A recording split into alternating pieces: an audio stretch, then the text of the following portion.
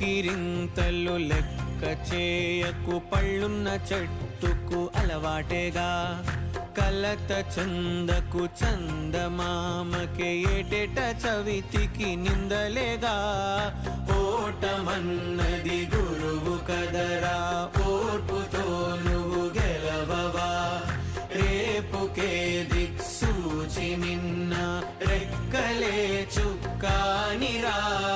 నీరు నేల ఆకాశం నీపై చూపెను పాశం. దారే తప్పిన పాదాలు గాడిన పడితే సంతోషం.